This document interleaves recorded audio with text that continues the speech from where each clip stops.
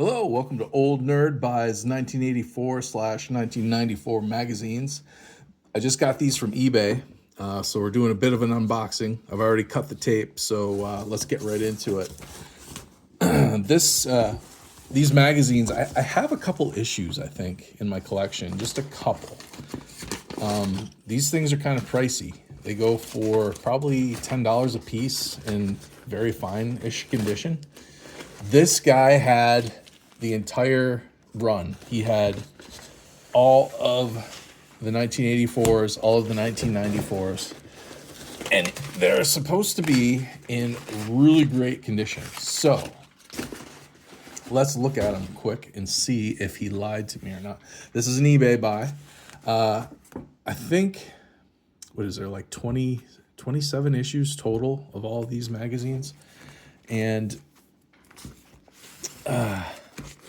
I think I paid about $10 a piece. Like, all told, like the price I paid for the auction plus the shipping costs added up to about $10 a piece for each magazine, I think. So it was kind of pricey.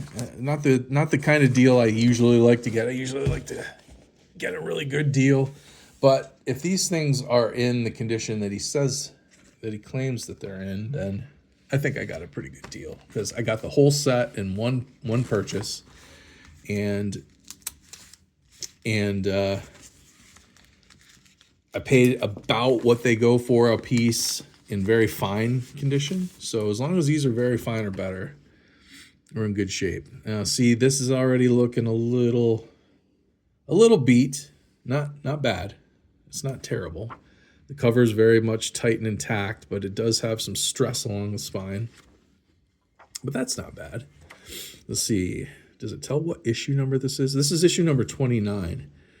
So this may be like the last issue. Provocative Illustrated. It doesn't say anything about it being the last issue, but I think there's only 20 some issues of this series. But as you can see, it's all comic stories, and they're all adult themes. So you have to be 18 to read it or buy it. These have been kind of on my list of, I want to get these for the last couple years, because a couple years ago I discovered the Epic Illustrated magazines from Marvel. I always knew about them, and I always knew about like Savage Sword of Conan magazines. I knew about these. I didn't know a lot about them, but like Heavy Metal. I just suddenly got involved in these magazines a couple years ago. I was able to put together an entire run of Marvel's Epic magazine. There's about 20 to 30 odd issues of that. Then I put together a run of, what is it called? It's the independent comic company from the 80s. Eclipse Illustrated did their own version, and there was about 7 or 8 issues of that. I put together a run of that. I put together a run of a magazine from the 70s called The Rook.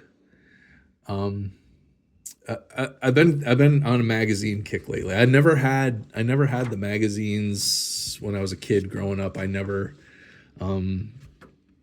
read them, never collected them. I lived out in the country, so if you did see one of these magazines, it was probably when I was on a trip to like a bigger area, a bigger town, a city, and then I may have seen it, or if I was able to go to a comic shop, but I never picked them up. And now they're very appealing to me now. So I'm going around filling out my collection with all of these runs of these magazines that came out in the 70s and the 80s and into the 90s, of course. But see, so here's a list of, like, say, the writers that contribute the stories. Bill Dubay, Dan Halsey, Bruce Jones, he's an excellent writer. Timothy Moriarty, Frank Thorne. I've done some Frank Thorne videos on this channel. Artist Esteban Maroto, Rudy Nebres, Alex Nino, and Frank Thorne, of course. Frank Thorne probably wrote and drew whatever stories he did. But yeah, this is all just great black and white artwork, adult fantasy, science fiction type stuff. Each magazine is about 4 or 5 different stories, and by different creative teams, and just really cool stuff. Great artwork. The covers are all really great. This cover, the layout of this cover actually reminds me of Epic Illustrated from Marvel. This looks like one of their cover layouts, actually. But yeah, these are you see, these are Warren magazines. Great covers. They don't spare the violence and the nudity in these. Fantastic cover artwork. Oh man, this is great. So I'm probably, these are in nice condition. These are probably at least very fine condition, it looks like. So I think the $10 a piece I paid for them, and being able to get them all in one shot, is well worth it. If I had been able to just get them one by one here and there whenever I'd go to a convention or a comic store and find them in nice shape, it would have taken me forever. I may have saved some money doing it that way, but it would have taken me years to put them all together. And who knows? But here, now I've got them all. I can archive them in my Mylar bags and boards and read them at my leisure. Oh, this is great. This has got to be a Richard Corbin cover. We've got R2-D2 here. We've got the robot from Metropolis, Robbie the Robot, or maybe that's Robbie the Robot. Robbie the Robot and the robot from Lost in Space. I think that's the robot from The Day the Earth Stood Still, maybe. I love this. This is great.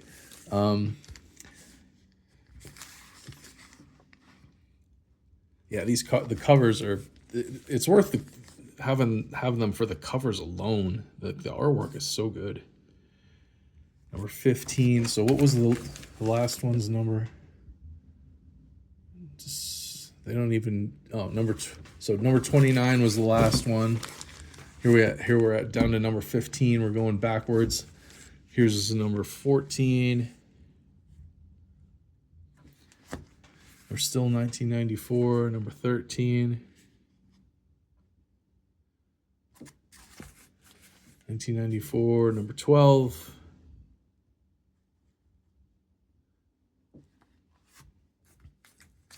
Number 11.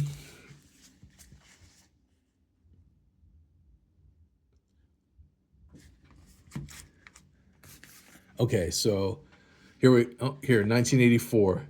So here's where the title changed from 1984 to 1994. It was issue 10 was the last issue of 1984, and then issue 11 they changed it to 1994. So here's the last of 1984. This is issue 10.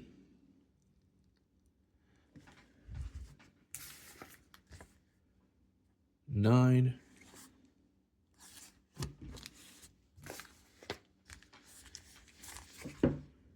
Uh-oh, here's number 7. Oh, here's number 8. Here's number 8. 7. 6. This is from June 1979.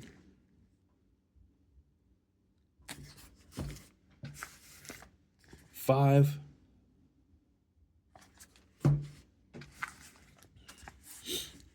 4. Yeah, see, like, you put these in Mylar bags and boards, and then you just pull one out and like put it on your coffee table or set it on the shelf on the wall, and just rotate them in and out of your collection so you've got something cool to look at, because each one of these covers is like a a painting. This is one of their most famous covers. This is issue number 2 from August 1978. That's a Richard Corbin painting.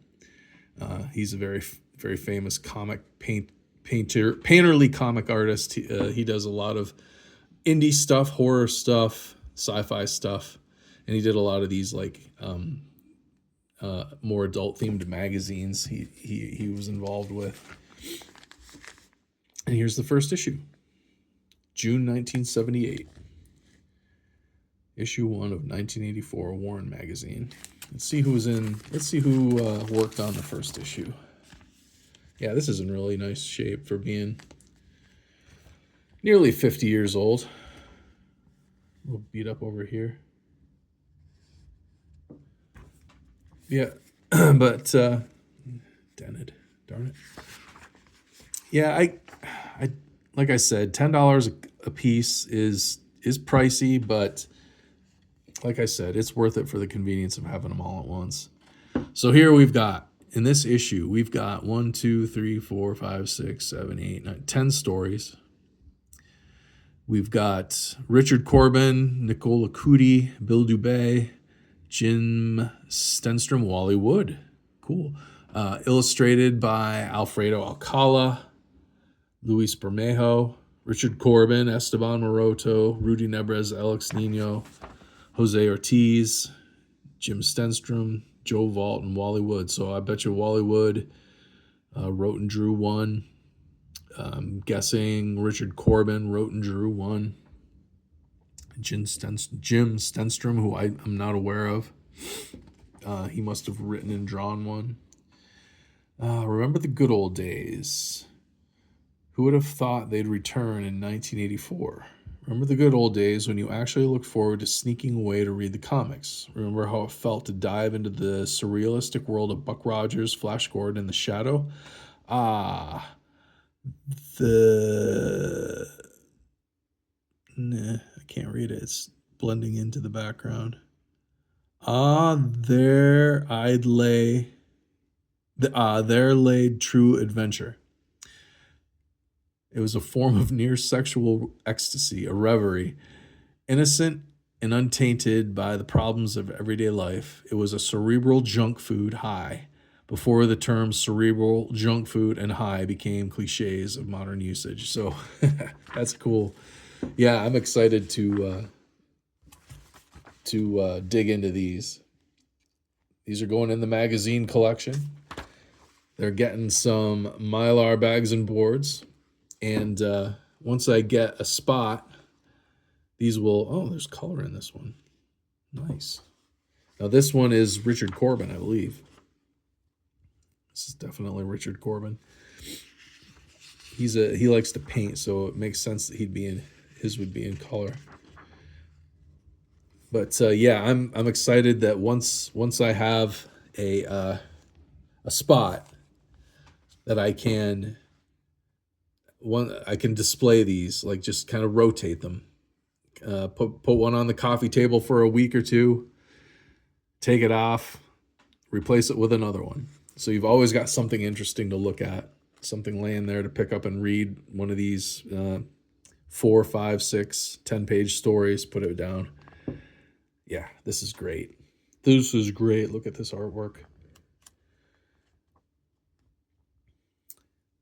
Survive the intellectual holocaust.